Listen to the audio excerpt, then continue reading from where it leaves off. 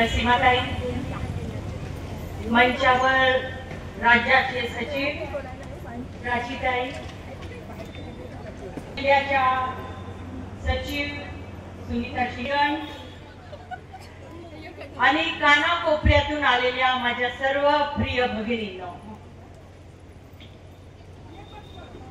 1945 पासून आपल्या वाडवडील म्हणजे आजी झाली, आजीची आजी झाली, आजीची आजी झाली, तेव्हापासून संघर्ष, त्याग, मेहनत, कष्ट, लढा आपल्या भागात नवीन नाही. आणि या लढ्यामुळे आणि संघटनेमुळे आपल्या भागात आज अभिमानाने आपण आज सुद्धा जगतो. या भागातून आपलं रक्त पिणारं जे सावकारशाही होती,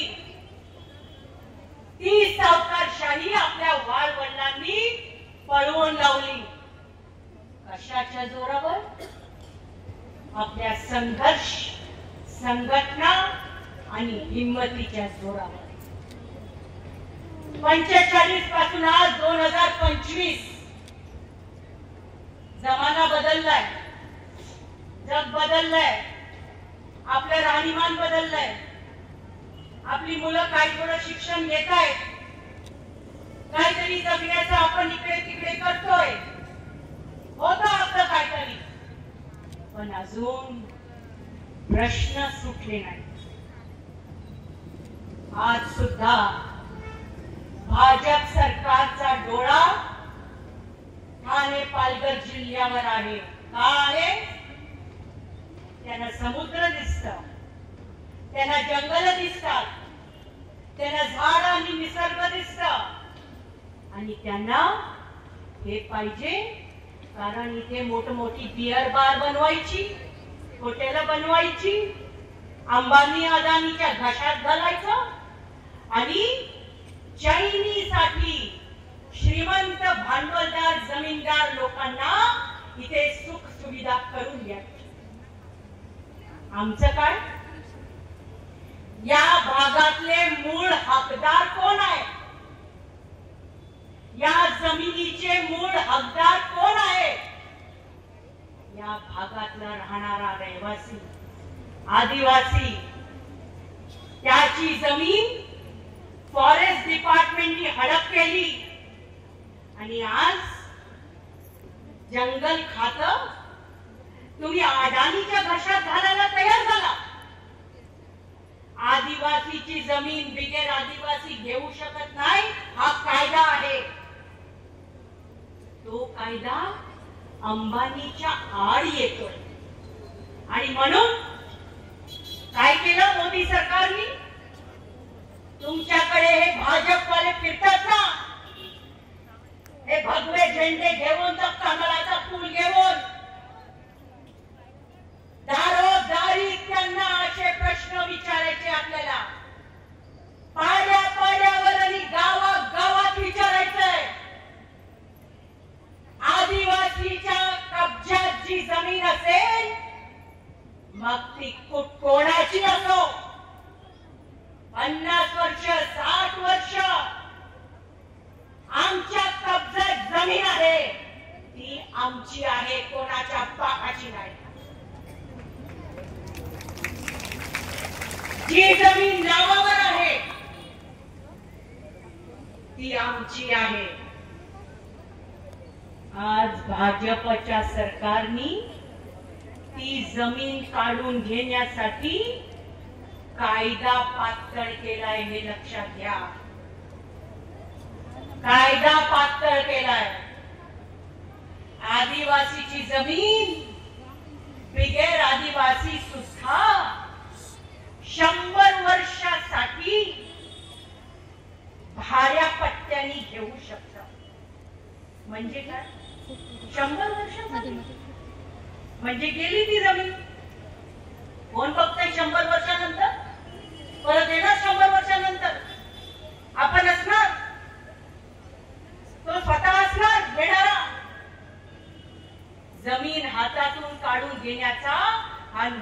षडयंत्र आहे.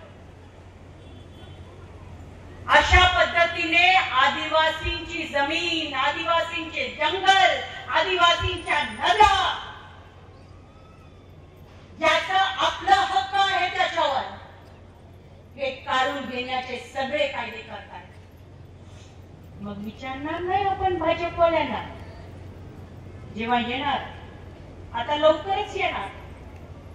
तुम्हाला माहित आहे ना आता काय आहे? काही महिन्यांनी जिल्हा परिषद, पंचायत समितीच्या निवडणुका आहेत.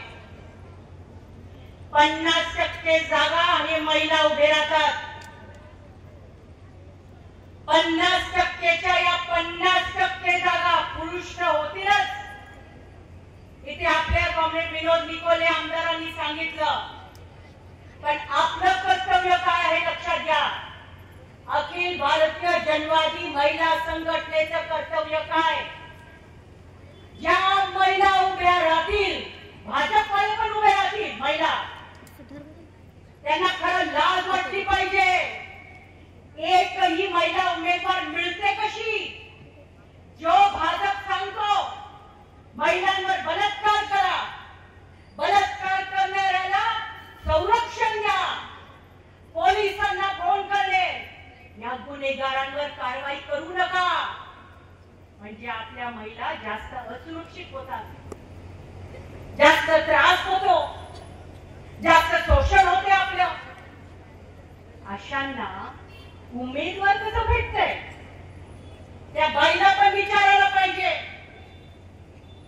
लाज नाही वाटत? जो पक्ष, जो भाजप सांगतो या गरिबांना हाकलून लावा इकडून, आता आपल्याला सांगितलं निकोलेंनी की हे सगळं समुद्र ताब्यात घ्या, या मच्छीमारांना उद्ध्वस्त करा, शेतकऱ्यांना उद्ध्वस्त करा. अशा लोकांच्या बरोबर तुम्ही आहात? लाज नाही वाटत? पण आपण आपला प्रचार करायचंय. एकाही महिलेचा वोट या जिल्हा परिषद, पंचायत समितीच्या निवडणुकीमध्ये या भाजपवाल्यांच्या निशाणीवर पडलं नाही पाहिजे. ही आपली जबाबदारी आहे, लक्षात घ्या. आणि ती का आहे? कारण आपल्याला आपला हा पूर्ण जिल्हा आणि आपलं गाव हे वाचवायचं. दुसऱ्या बाजूला धर्म आणि जातीचं राजकारण हे खेळतायत. हिंदू, मुसलमान, आदिवासी बिगर आदिवासी म्हणजे आपल्यात फूट पाडायची आणि त्यांची सत्तेची पोळी भाजून घ्यायची. त्याच्यामुळे भगिनींनो, हे लक्षात घ्या, येणारा काळ हे प्रचंड संघर्षाचा काळ होणार आहे. भाजपवाले घाबरतात तर एकालाच घाबरतात, कारण त्यांना माहित आहे हे इथे बसले ना समुद्र, याच्यातल्या एकही बाईला विकत घेता येणार नाही.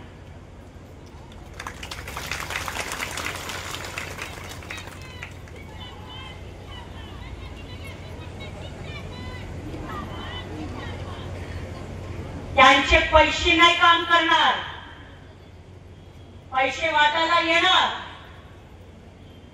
आम्ही ऐकलंय, कोणीतरी सांगितलंय, ते नरेंद्र मोदी आणि अमित शहानी, देवेंद्र फडणवीसनी या अदानी करून आणि अंबानी करून पेट्या पेट्या भरून नोटा घेतल्या आहेत आणि या जिल्हा परिषद आणि पंचायत समितीच्या निवडणुकीच्या वेळेस गावागावामध्ये वाटण्यासाठी पाठवणार आहे करोडो रुपया. पाठवू दे. त्यांचा पैसा, त्यांची गुंड, त्यांची पोलीस आणि आपण आणि आपली ताकद पणाला लावायची आपली ताकद. आणि म्हणून जनवादी महिला संघटना इथे आपलं एक राजकीय संघर्ष आहे, लक्षात घ्या. आपलं फक्त महिला महिला म्हणून नाही, महिला म्हणून तर आहोतच, पण मी या देशाची नागरिक आहे. मी बरोबरीचा अधिकार का मागते? कारण मी या देशाची नागरिक आहे. माझं मत घेता आणि माझ्या पोटावर लाथ मारता. मी जाब विचारणार, मी प्रश्न विचारणार, मी गप्प बसणार नाही. जनवादी महिला संघटना जेव्हापासून इथे सुरू झाली, इथे हेमलताताई गोम आहे, इथे आपली बावटीताई आहे, इथे अनेक जण आहेत. 30-40 वर्षापासून जी आपली संघटना आपण करतो, आपण एका स्त्रीचं, एका महिलेचं या समाजामधलं अस्तित्व या समाजाला जाणून घेण्यासाठी काम करतो. स्त्री अबला नाहीये, स्त्री कमजोर नाहीये.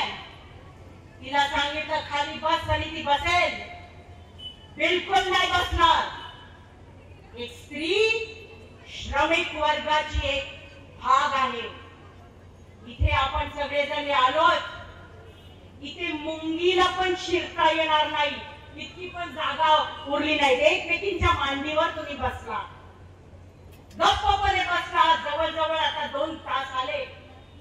हे फक्त आपल्या हृदयात आग असते ना, तीच असं बसू शकते, दुसरं कोण नाही बसू शकत. असा 2-2 मिनिटांनी महिला उठतात. तुमचे पाय सगळ्यांचे आकडले असेल. आता उठताना एकमेकींचे हात घेऊन उठणार, माहित आहे. इथे एकदम मध्ये बसलेल्यांना लंबी लागली असेल तर उठता पण येणार नाही, अशी परिस्थिती. पण तरी बसलात, कारण ही या भागाची परंपरा आहे आणि ही या भागाची संस्कृती आहे. कारण चळवळीची संस्कृती आहे. जनवादी महिला संघटना इथे जेव्हापासून काम करते, या जिद्दीने की आपण जितकी आपली मेंबरशिप करतो,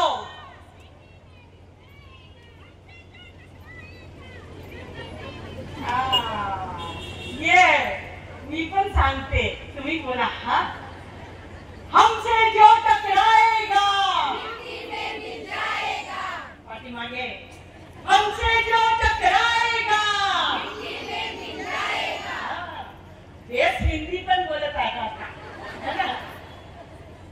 तर आपली जितकी मेंबरशिप आहे, ती मेंबरशिप हे सभासद रस्त्यावर आणले पाहिजे.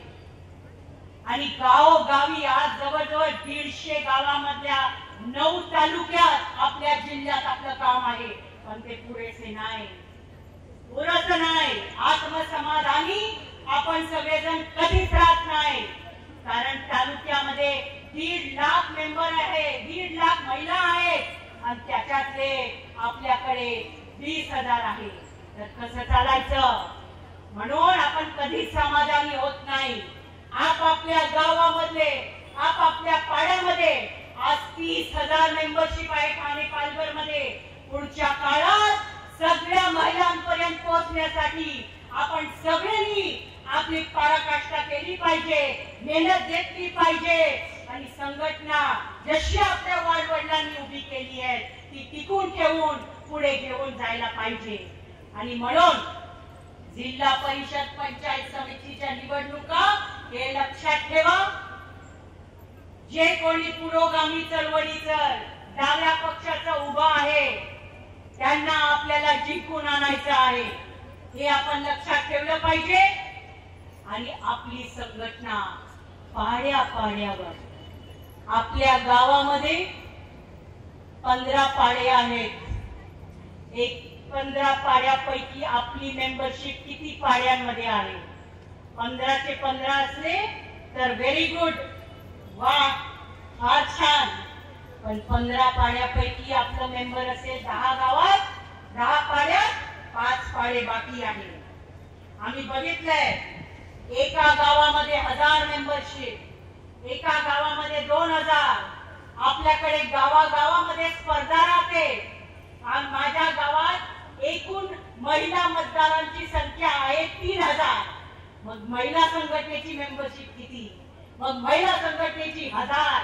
म्हणजे ते बाकीच्यांपर्यंत पोहोचायचंय. आम्ही बघितलंय डहाणूमध्ये, तलासरीमध्ये, विक्रमगडमध्ये, जव्हारमध्ये, वाडामध्ये, शहापूरमध्ये, पालघरमध्ये, शहरामध्ये आपल्याकडे आपल्या गावागावात मेंबरशिप वाढवण्यासाठी स्पर्धा होते. अशा पद्धतीने आपण हे कार्यक्रम पुढे घेऊन जाऊया.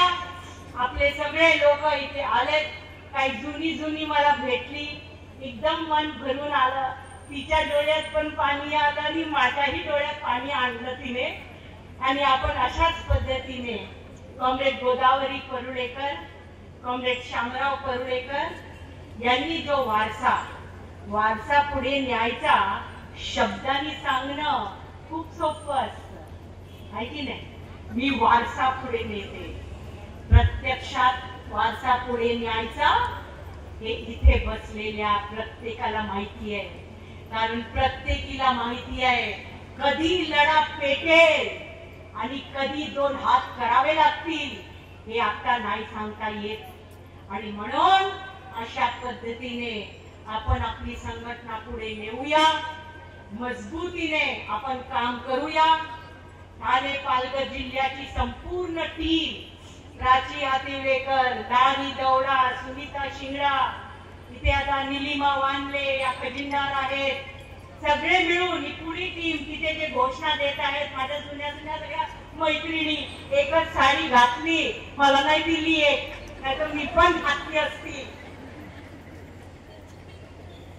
सगळे मिळून आपण जल्लोषाने, उम्मीदेने आणि खुशी आपली संघटना या नेतृत्वाने भक्कमपणे गेल्या 10-15 वर्षापासून या सगळ्यांनी मिळून संघटनेचं बलकटीने, मेहनतीने, घरात काही आलं, घरात कधी कुटुंबामध्ये कोणाचा तरी मृत्यू झाला तरी 2 दिवसात बाहेर निघून संघटनेच्या कामासाठी लागतात. हे आपल्याला खूप अभिमानाची गोष्ट आहे. हा आपला राष्ट्राभिमान घेऊन आपण सगळेजण आपल्या जिल्ह्यामध्ये आपली संघटना पुढे नेऊया. तुम्ही शांतपणे माझ्या 2 गोष्टी ऐकल्या. तुम्हाला सगळ्यांना भेटून मी माझी बॅटरी चार्ज करून परत जात आहे. एवढं सांगून मी ते थांबते. इन्कलाब जिंदाबाद.